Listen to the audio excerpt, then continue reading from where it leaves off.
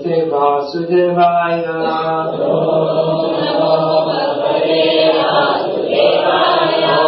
Om Namo Bhagavate Vasudevaya. Om Namo Bhagavate Vasudevaya.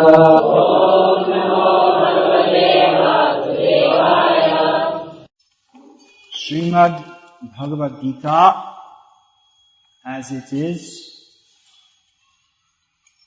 translation and commentary by His Divine Grace, Srila A.C. Bhakti Swami Prabhupada, founder Acharya of ISKCON. Hare Krishna.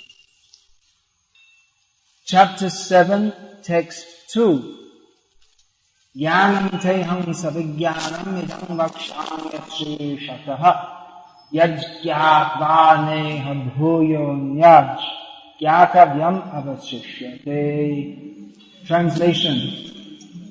I shall now declare unto you in full this knowledge, both phenomenal and numinous. This being known, nothing further shall remain for you to know. Purport.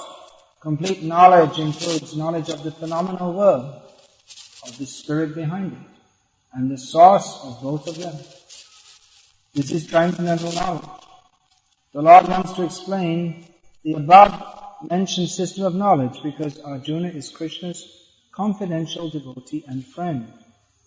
In the beginning of the 4th chapter, this explanation was given by the Lord, and it is again confirmed here.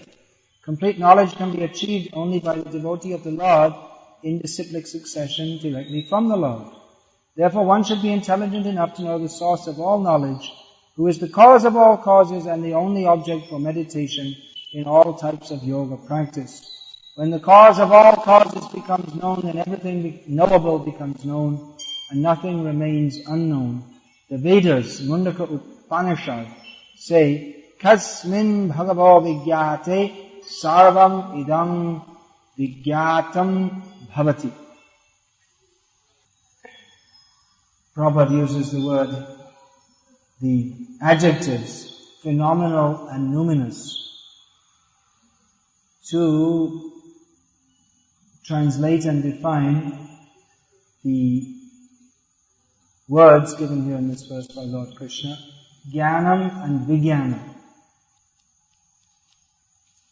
which are common enough words in most Indian languages. The translation Prabhupada has given is a little, maybe a little difficult to understand. The word numinous is not a common English word. What Prabhupada is referring to here is knowledge of matter and knowledge of spirit. This is actually knowledge too. From the material perspective, from the perspective of living in this material world, actual knowledge means to discriminate between spirit and matter. The essence of all knowledge. There are so many kinds of knowledge on the material platform itself. There are all kinds of research projects going on, and on the internet you can find so much information or supposed information about what people suppose to be true. But it's not actually very important. Scientists are trying to understand what is matter at the microcosmic level, at the macrocosmic level. They go deep under the sea, look out into space. But all this knowledge is not actually important. What is actually important is to understand what is the meaning of life, what is the purpose of life, and how we can fulfill it. Just like, for instance, to give some example, when you're eating your meal, whatever it may be, traditional meal in this part of the world is idli, is it? Idli, dosa, sambar here also, coconut chutney, and the Manipalites, they probably eat, I don't know, all sorts kinds of things we don't want to talk about here, but different. Whatever it is, it shouldn't be anything Indian. That's the motto of Manipal. Don't speak Indian languages, don't eat Indian food, don't dress like Indians, don't think like Indians, don't worship God. So anyway, when we're eating our food, we don't have to make a scientific analysis of it or try to understand how it's grown. We just have to eat it. If we think that, we have to make a biochemical analysis of everything before we eat it, and we'll never eat it. And then we'll stop.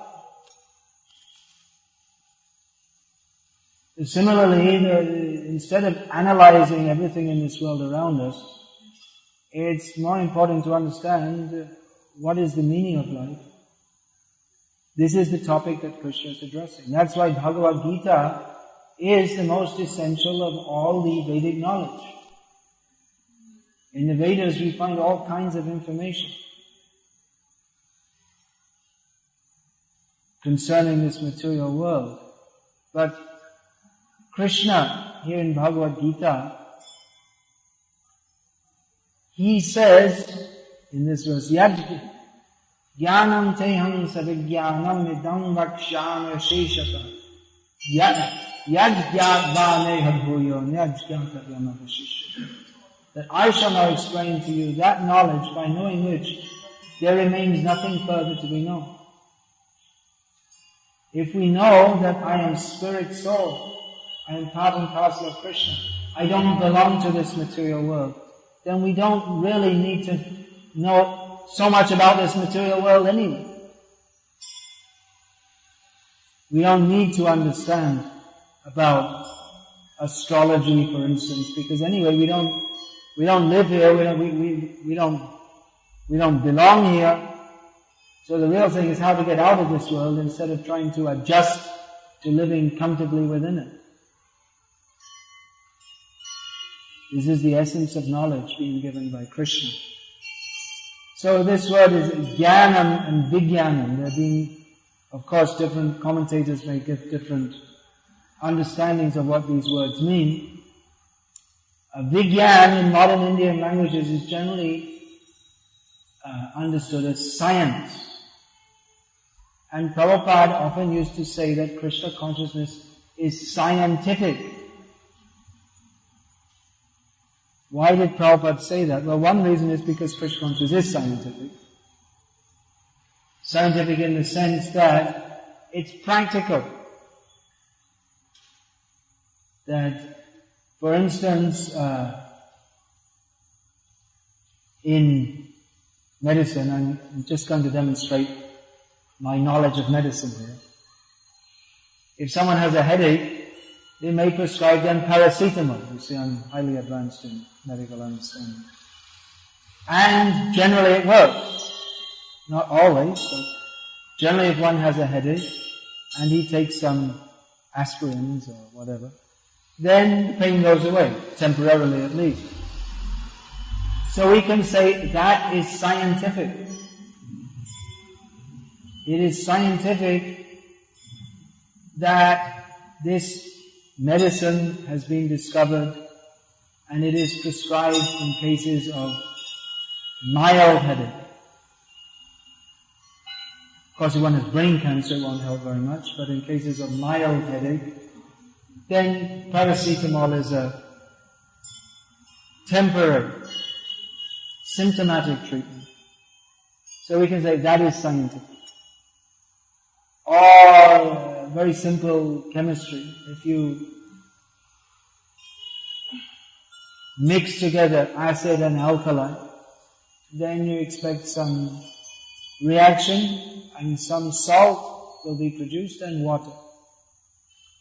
So this is scientific. That if you do it, if you mix any acid with any, well, not all, but most acids with alkali, you can expect this is what will happen. It's predictable. It follows a system. So in the same way, Krishna consciousness is scientific. If you chant Hare Krishna, what will be the effect? Hare Krishna Mahamantra Eto Shadha Jai Jate Ta Krishna Upajai Bhav. The effect of chanting Hare Krishna is that we will develop love for Krishna. Now you may say, well, that's not quantifiable. But it may not be quantifiable in a gross manner. There's no machine to measure bhav. There's no bhavometer. But it is recognizable. The symptoms of a person who has developed bhav are described in the Bhakti Shastras. Rupa Goswami Prabhupada has written, he's compiled Bhakti Rasamrita Sindhu, which Prabhupada translated as the nectar of devotion, and subtitled the complete science of Bhakti Yoga, because it very systematically he describes what is bhakti, what is the necessity of performing bhakti, what is pure devotional service distinguished from mixed devotional service, what are the effects of performing devotional service, how to perform devotional service, what are the effects of performing devotional service in the correct way and in the incorrect way. Just like if you purchase some instrument and it's not working, there's the troubleshooting guide. What are you doing wrong? So it may say, for instance, well, flick the on-off button to on. If it's not working, they usually give some simple thing, isn't it? Make sure that it's turned on. They give all the different reasons why it may not be working. So why, if we're not becoming advanced in bhakti, what are the reasons Rupa Goswami gives? So all these things are there. He describes what are the basic characteristics of someone who is developing love of Krishna. Kshanti means not disturbed by any material conditions. And the example he gives is that of Parikshit Maharaj, who got the information, you will die in 7 days. He thought, very good. Now I can find out what is the goal of life. I have 7 days. I have 7 whole days. So let me find out what is the purpose of life. And no, he wasn't disturbed by the curse that he would die. He wasn't disturbed by hunger or thirst. He just went on listening to Shukadev Goswami. Then Shantir, Adyartha Kalabham. One who has developed love for Krishna does not want to waste any time. All time is spent knowing that time, we have this human form of life, we have to utilize this time. We won't stay very long here. We will all be gone. Just like you won't be in Manipal very long, most of you. You'll be here and gone. So those who want to make the proper use of their stay in Manipal, they study. That's why people come to Manipal, to get a degree. So you study so that you can get the degree and then utilize that elsewhere. So similarly, we won't be in this human body very long. So those who have understood that the purpose of life is to attain Krishna consciousness, they utilize this human form of life, knowing that we won't be here very long. Let us utilize the opportunity. So like this, Rupa Goswami has given different symptoms by which we can recognize love of Krishna. And these symptoms are given throughout Shastra. So in this way, Krishna consciousness is scientific. There is a process. If we follow it, then we get the result. It's not simply a sentiment, but it actually works. If we take to Krishna consciousness seriously, then we will get the result, which is simply defined as Bhakti Preshanubhavo Viraktiranyatra. That we develop, we experience Krishna, and concomitantly we become detached from everything else. These are the symptoms of Krishna consciousness. And those who take to Krishna consciousness can actually experience Krishna in their lives. There are so many, there are innumerable examples of this, that it's not simply an imagination. If it was simply something imagined, then it wouldn't last. As Krishna very, how can we say, poignantly describes in Bhagavad-gita, Nasato vidyate bhavo, na bhavo vidyate sataha. That which is real is lasting.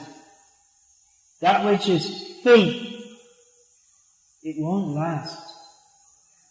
We see in the modern age there are so many self-made gurus. The popular thing at the present time is to take some things from some stress management courses and so-called self-improvement courses, mix it up with a few quotes from the Upanishads, grow a long beard, declare oneself a guru and cheat people in this way. But this kind of thing will not last, because it has no basis in Vigyan, scientific knowledge of the absolute truth. It's on the material platform. Even though they may quote from the Upanishads, the spirit of the Upanishads is not there. We don't find in these kind of gurus who teach how you can cope with material life. They do not have the spirit of Nachiketa, who was offered by Yamaraj. You take anything in the world. Nachiketa was asking, you give me Atma Gyan. Yamaraj said, don't ask for this. I'll give you anything in the world you want. He said, no, I only want this. So the modern self-made gurus who are saying that you do a little meditation and you sing a few bhajans and you adjust to material life, and in this way you go on and become a success in material life. They have not got the spirit of the Shastra. The spirit of the Shastra, the spirit of the Rishis, is not how to live comfortably in this material world, but to understand, as Sri Chaitanya Mahaprabhu described, that this material world is like a pit into which people pass through. Now, in modern life, we have it very scientifically organized, that we pass through in a water flush toilet, and it gets flushed into some pipes, and then it goes through the sewers. Of course, in India they don't do all this. But in the West they have an elaborate underground city of sewers, very elaborate system. And all the sewers come to a water purification plant, and then all the sewage, that means sewage is a polite term for stool and urine, it all gets processed chemically, and then the water goes back into the houses as tap water for cooking and drinking with. Isn't that wonderful? Advancement of modern science. So anyway, previously people weren't so technologically advanced, so they used to go outside the village and pass through in a pit, in a hole, and it still goes on in some places. So you can imagine that hole is not very pleasant. It stinks. Chaitanya Mahaprabhu said, the whole material world is like a hole into which people pass through. So, that's not very nice. I have my wife, my children, my apartment, my TV, my mixie, my washing machine, my dog, my cat. Everything is nice. Chaitanya Mahaprabhu says it is like a pit into which people pass through. There's nothing pleasant about it. So understanding this, the rishis, those who are actually rishis, they did not strive for material advancement. Nowadays we think, oh, modern society is very advanced. We have so many technological facilities. But they are technological facilities for spoiling our lives. You may think that why, you see, India is very backward. We have to learn from the West because they have so much technological advancement in the West. And in India we were just living like savages. No electricity, no flush toilets. Now we're very advanced. Everyone has a cell phone. But the standard of civilization in India was different. They didn't consider material advancement to be very important. They had material advancement in another way. Otherwise, why was it that the British, the Dutch, the French, the Portuguese, they were all sailing to India? Why didn't they stay at home? Why were they coming to India? Going around Africa. And they came to India and they thought, who will have India? Because India was so rich.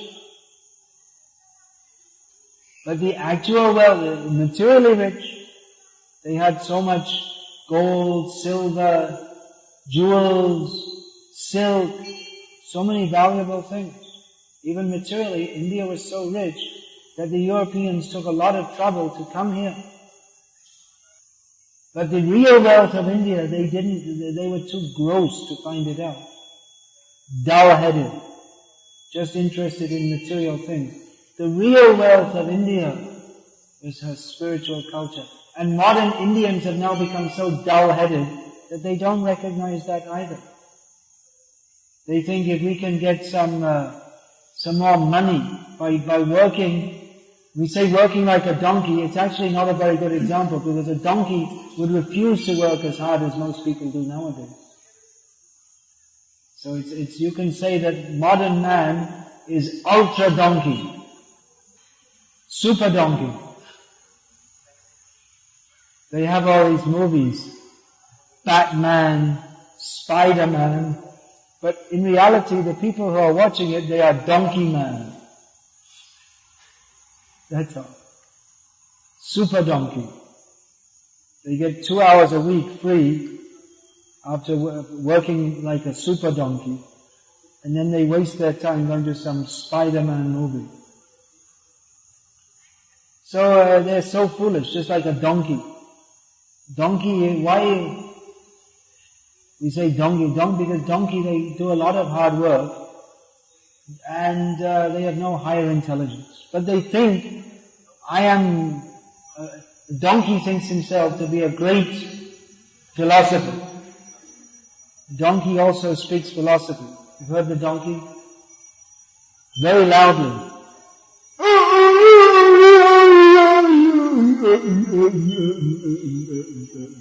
Have you heard the donkey?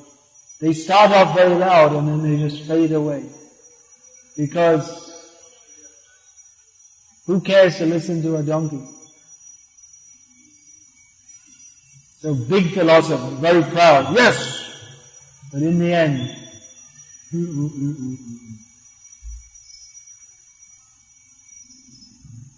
so modern donkey-like civilization.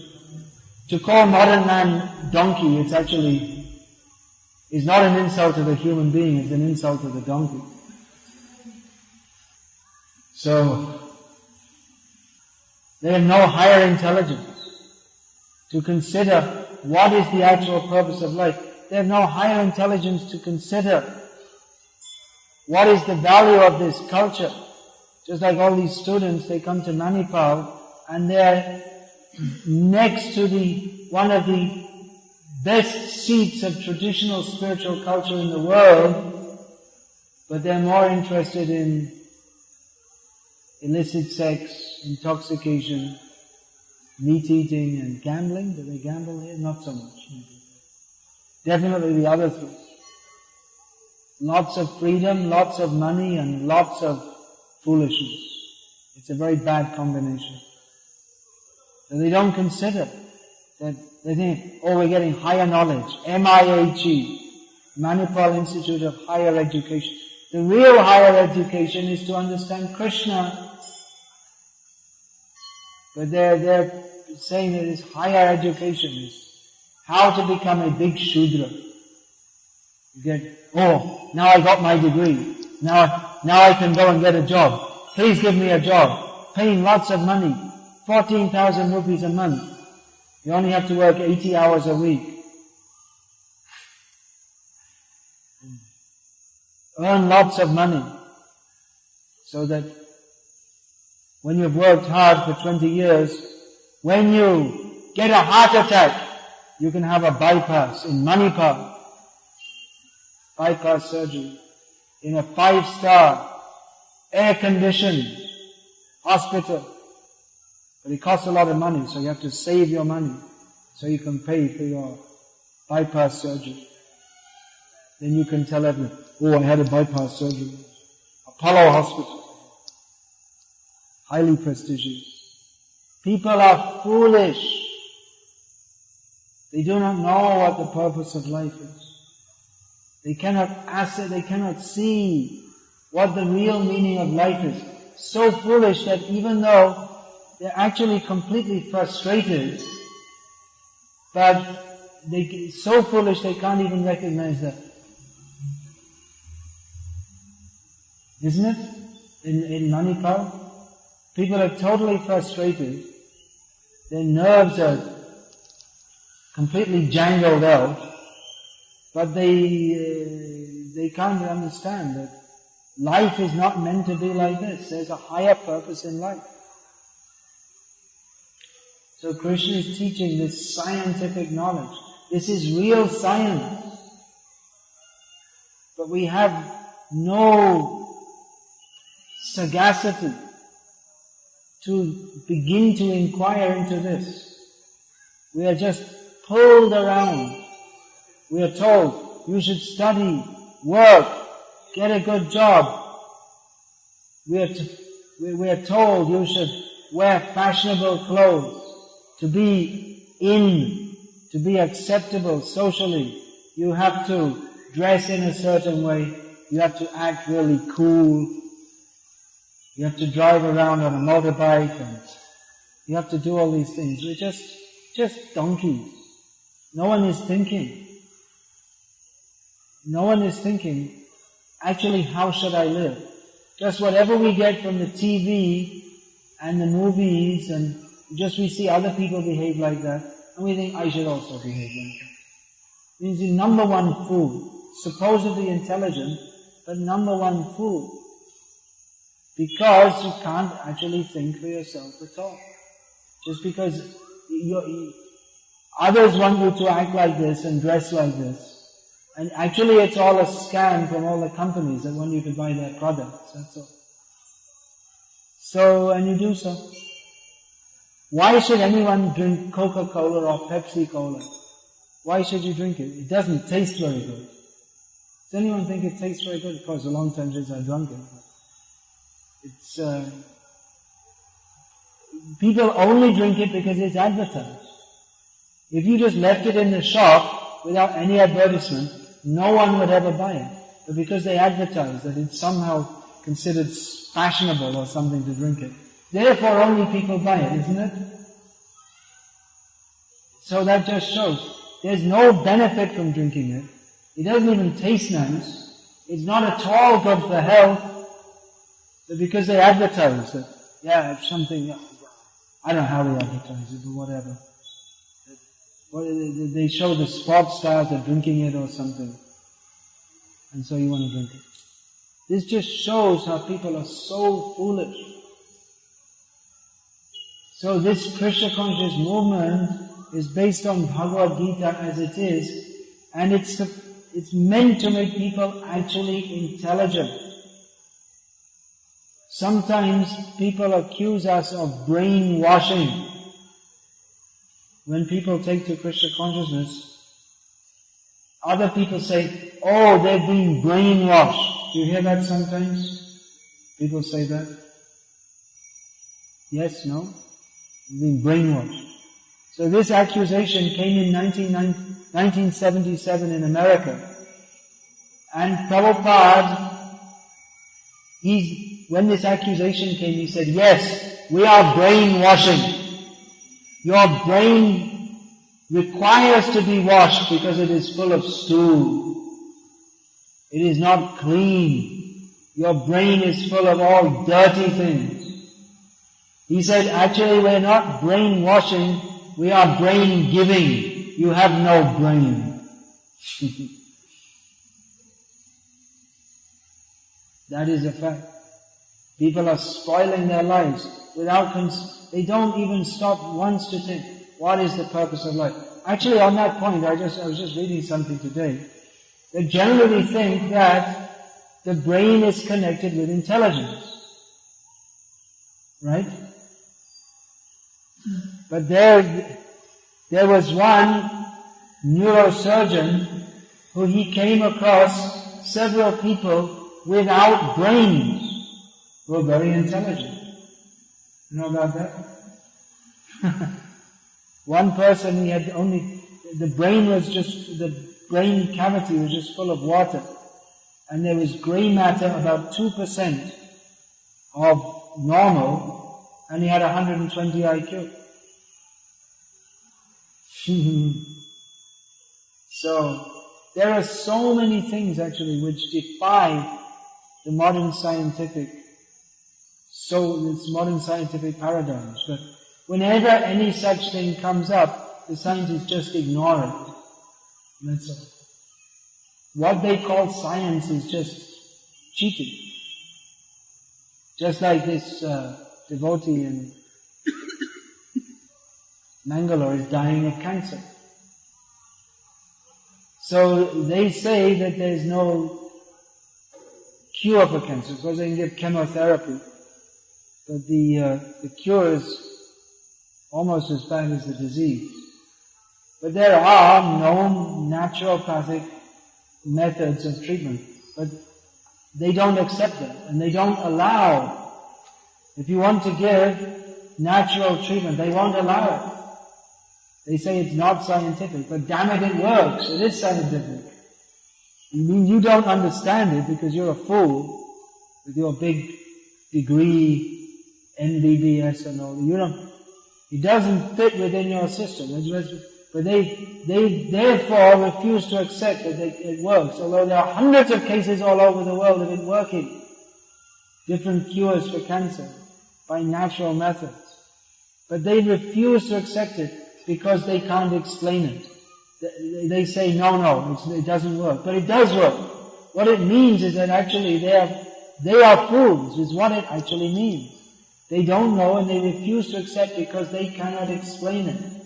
And they don't want to explain it because they want that their system only of injecting chemicals, this should work. They refuse because this natural healing is based on traditional medicine, and the traditional systems of medicine are rooted in ancient cultures, whereas the modern system of medicine is based on scientific research. Now, they don't want to accept the natural system working because then they'd have to admit that there is something of value in the ancient cultures, which they don't want to accept that. Because their idea is that modern man is the apex of development, and that ancient cultures had no real knowledge. They want to say that real knowledge began with scientific investigation in the modern age. Modern real knowledge began with Galileo and Copernicus, and then and especially in the 19th century and then the 20th century. This is knowledge. Idam vakshami asheshata yajgatvanega bhuyo naj gyatavyam avashishyate. They want to say that what they call modern science, this is knowledge, and outside of this there is nothing to be known. But it's a proven fact again and again that natural systems of medicine work, whereas the modern scientific methods don't work. So that's actually scientific, but they can't explain it, and they don't even want to admit it, because then they would have to admit that their whole paradigm, that modern man with modern developed scientific knowledge is the apex of human development, and anything prevenient to this was simply just all mumbo jumbo. But actually in the West what's happening is that many people, you can see on the internet, there's a lot of these things, they don't accept the modern paradigms. What they're taught in school, what is scientific orthodoxy. Many people, they don't accept it. Because there are so many phenomena that cannot be explained by modern science. And therefore, instead of explaining it, they just say it doesn't exist. A common example is that of UFOs, which I'm not much interested in UFOs, but there is a huge amount, so many sightings, and they just try to explain it away in terms of some cloud or some airplane, but there's so many instances, they can't explain it. And there has been scientifically conducted research into reincarnation, done in a scientific way by accredited scholars. But they just ignore it. They don't want to accept it. But there is a huge, you'll find the internet is full of all kinds of things like crop circles and all kinds of things which can't be explained by modern science, and they just try to ignore it. But the many people, especially in America and Britain and Germany, they are themselves independently researching all these things. There are so many things. There's so many things. There's one whole phenomena which is never reported in the newspapers of people dying. It happens fairly often in the West. They die how? Their body just catches on fire. It's not, they don't pour on kerosene. They just all of a sudden they burn to death. The fire comes from within, like as is described in Shastra. Yogis used to do that. So there are many cases where the doctors come and the fire brigade come and only the body is burned. And there's nothing around it, nothing else is burned. There's no matches, there's nothing. There's no suicide note. It happens again and again. But there are people documenting these things. But it won't get reported in the newspaper like that. But some firemen who have seen this more than once, they've spoken. And they can see it's something amazing. There's no cause for the fire. There's no external cause. So, and this is just one example of many. There are many things which modern science cannot explain because they want to remain within certain parameters. They don't want to accept that there is adhoksha knowledge which is coming from beyond the platform of pratyaksha and anuman. This is the modern scientific platform. What we can see what we can measure and what we can extrapolate, usually by mathematics, from our seeing, then we consider this to be scientific. And anything else we don't accept as knowledge. Even if we see it, if we can't explain it, we ignore it. This is not scientific. What is going on in the name of science is actually not science. It's cheating.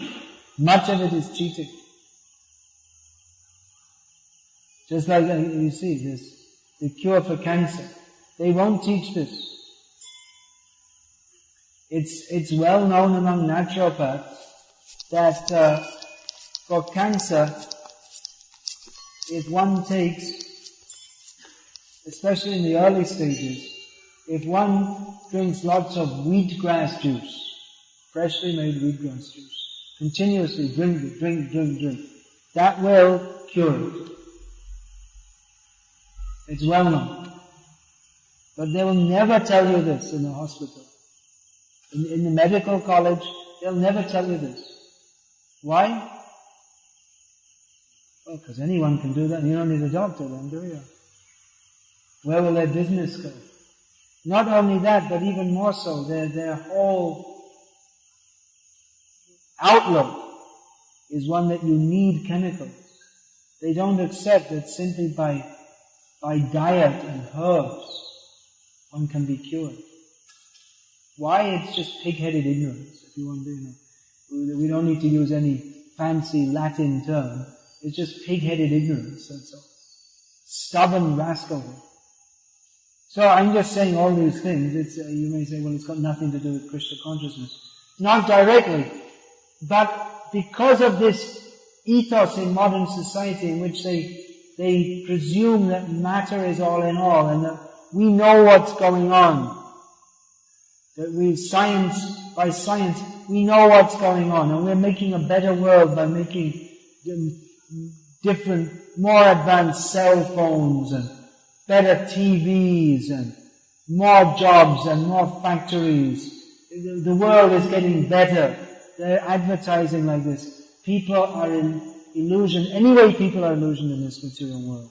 But modern society is increasing the illusion by advertising that life is enjoyable simply by working hard and getting money and wearing fashionable clothes and drinking Pepsi, and this is it.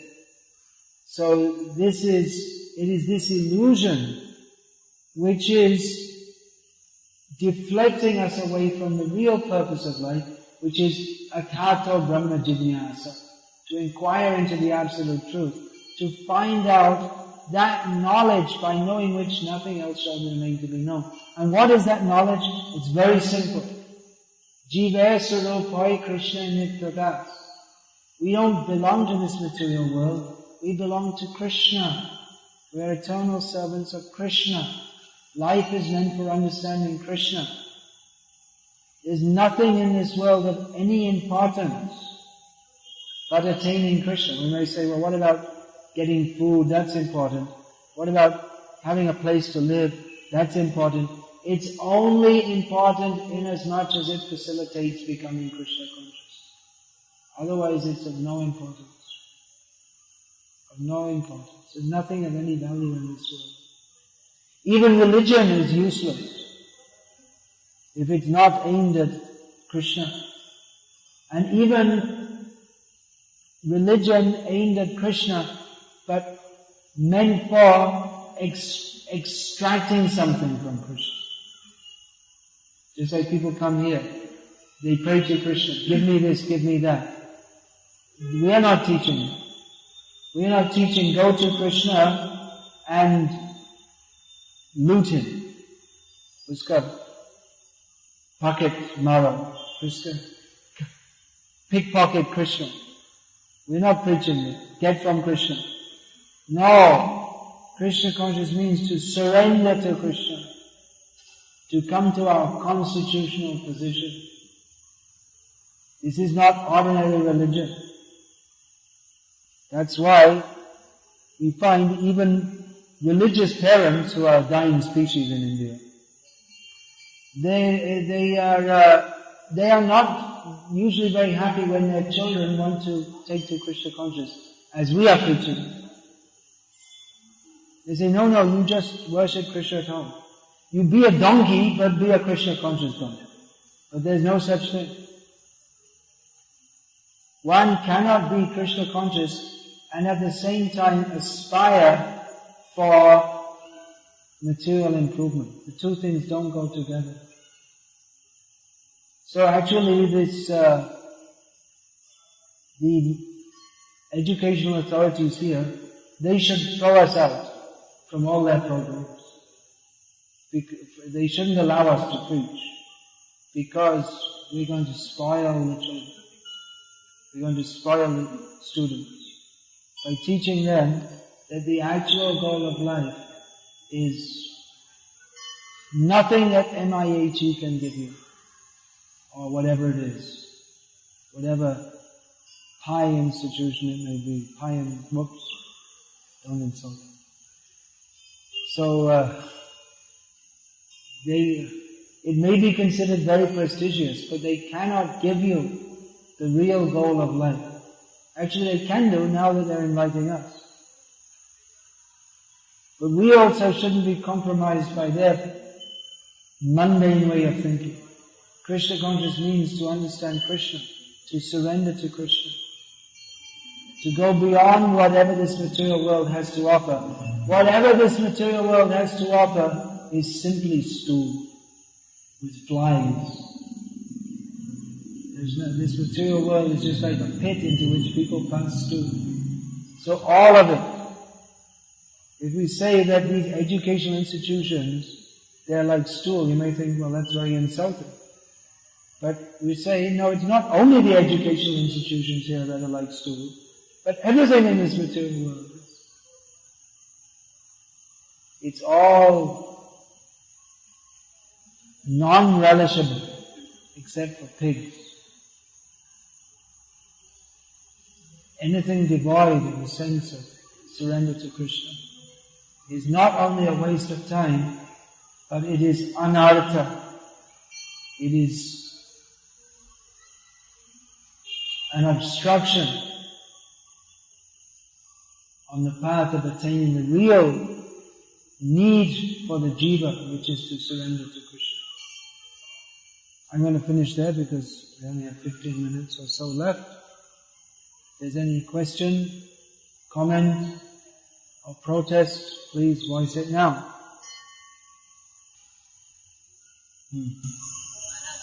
How does the student, like you have been telling about that knowledge is this and this. So how does the student fit his life by staying in Manipal, studying here? How can you be Krishna conscious? Well, chant Hare Krishna, take Krishna Prasad, study Prabhupada's books. Yeah, you can go on. Might as well, seeing as you're here. Might as well, because at least one reason is if you don't, there'll be so much pressure from others. It's easier to go on with the studies than not to do so. If you don't do, then you'll get so much harassment. It's easier to do it. Just do it.